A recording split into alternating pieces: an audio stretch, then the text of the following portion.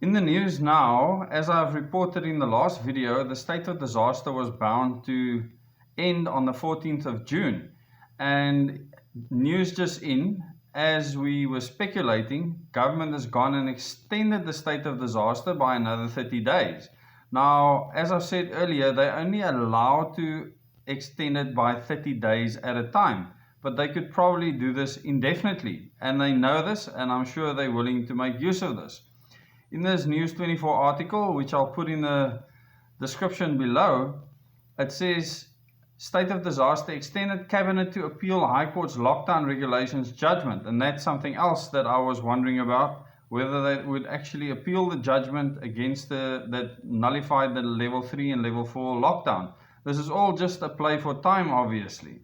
The ruling by Judge Norman Davis that regulations for level 3 and 4 of the lockdown were unconstitutional and invalid will be taken on appeal, government has decided.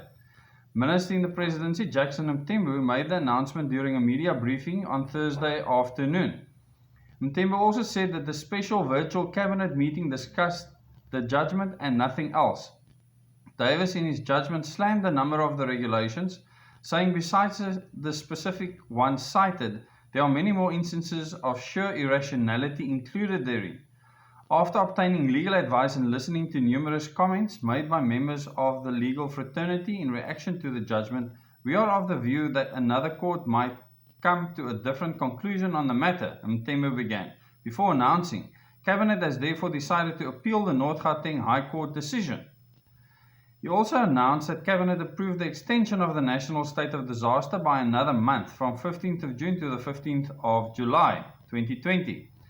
The law allows for the national state of disaster to last for 90 days, which necessitates the extension. Joining the Cooperative Governance and Traditional Affairs Minister in the appeal challenge will be President Cyril Ramaphosa and Minister of Health Dr. Zweli Mkhize. It's important that you understand that President Cyril Ramaphosa is supporting this appeal. This has nothing to do with anyone else. He is heading this charge, he is part of this charge, and he fully agrees with all the actions that are being implemented right now. Unlike many people that say that they feel that he's being sidelined and that other ministers are overriding him, this is definitely not the case. Government will ask that its appeal be heard on an urgent basis, Mthembu said. Today, the Minister in the Presidency, Jackson Mthembu, on behalf of government, received a cheque of 500,000 Rand from the Assemblies of God Back to God Ministries towards the Solidarity Fund. So they're receiving money from churches and they're very happy that they can be receiving this money. As government, we thank the Assemblies of God Back to God Ministries for taking initiative and playing their part in this fight. I wonder what it took for them to be able to pay this money and why they are saying that they must play their part in this fight and why it should include money.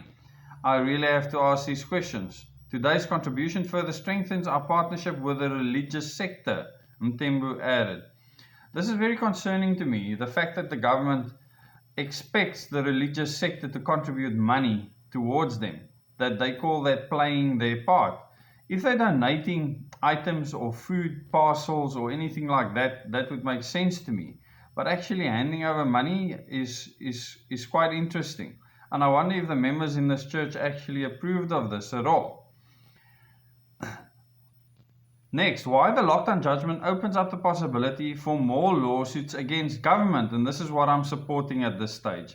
In his judgment handed down on Tuesday, Judge Norman Davis found that many of the promulgated regulations for level 3 and 4 of the lockdown were not rationally connected to the objectives of slowing the rate of infection or limiting the spread of the virus. And this is a very solid argument. Law expert James Grant told News 24 the judgment did not order that it be enforced with prospective effects only and is therefore only retrospective in effect. People, things are still going to get very, very interesting. I still have to do another 2 videos for you tonight, so please look out for those. Please subscribe to the channel. We have reached 4,250 subscribers. It is really awesome to see your response. I will try to get through most of your comments tonight. It's going to take a long time. There's thousands of comments out. I had a very productive meeting today with someone that responded to my channel and drove out from more than 100 kilometers to actually come and visit with me. And it is awesome to see that people want to achieve something, do something for good. And they don't want to see evil forces at play in our country affecting our lives. And people are starting to see through all the various shenanigans that our government is up to make everything that they are doing look legitimate and above the law.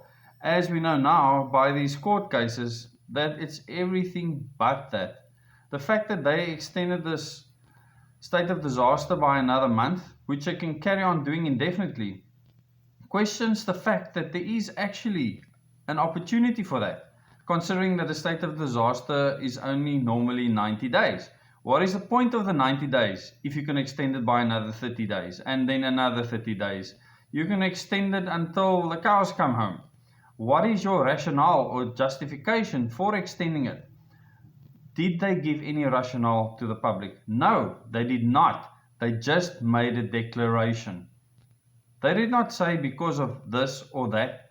They gave no scientific justification at all for extending.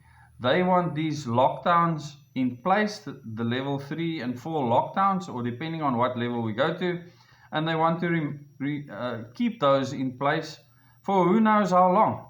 No one knows, not even they know at this stage. They don't know what the World Health Organization will be telling them next, because those are the cues that they have decided to follow, instead of our own scientific experts, which have openly declared that our government is not following their advice when they said that we should go back to level 1 as soon as possible.